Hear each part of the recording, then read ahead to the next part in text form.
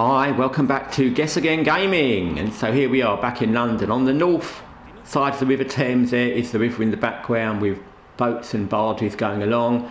It's not raining and this girl has very attractive colour of blue hair. I think so anyway, and I gave her that hair colour, so blame me. Anyway, today's video is just a short video about the unfortunate return of Fntastic games. If you don't know, which I'm sure you do, they're the scammers who made The Day Before, which was the most wish-listed game on Steam. They made loads of promises for years and years and years, then the game was released eventually. It was rubbish, it was nothing like they promised, and it was taken off Steam, and everyone got refunded very quickly. So you'd think after that they would disappear and run away. I expected them to come back because they're scammers and use a different company name and pretend they were different people, but nope, they've come back as Fntastic games because they have no shame. So they're making a new game. It's almost like a really basic kind of platformy kind of game, and it looks like something they could probably pull off if they threw assets together and put a little bit of work into it. It's not beyond someone to make that. It's not like the scope of The Day Before, but that's not the point of the video. It's what's on their website which is the point of the video. So on their website, which is quite outrageous, and I'll go through some of the things on it if you haven't heard about it. First thing that's really outrageous is it says help Fntastic games return, and I thought, why?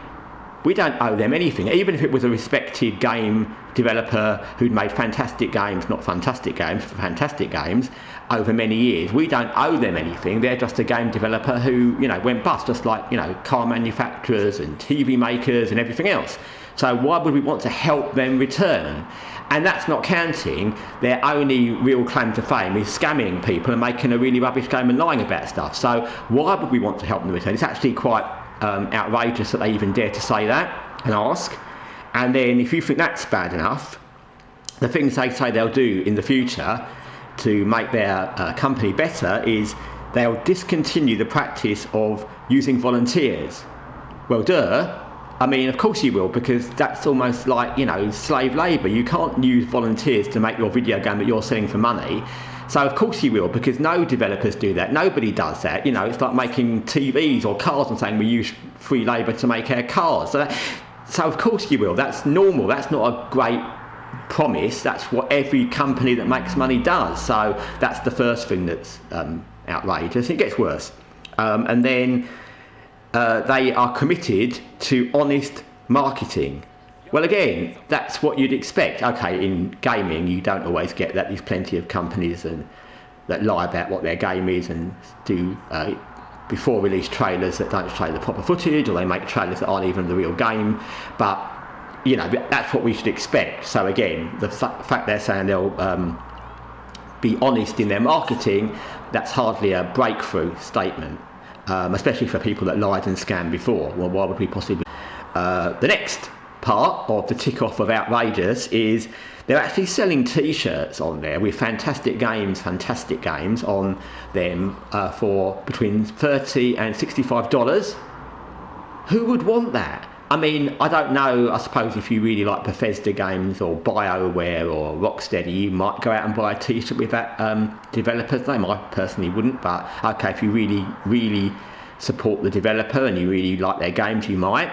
But why would you want a T-shirt from a studio that's only claim to fame is they scammed a lot of people and then ran away?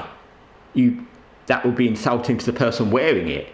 So I can't think why they think anyone want to buy that. And it's not like they're selling them for like $5. They're selling them for 30 to 65. So, and the final insult in this, which is even more hysterical, in the game they're making now, which again is a pretty basic game.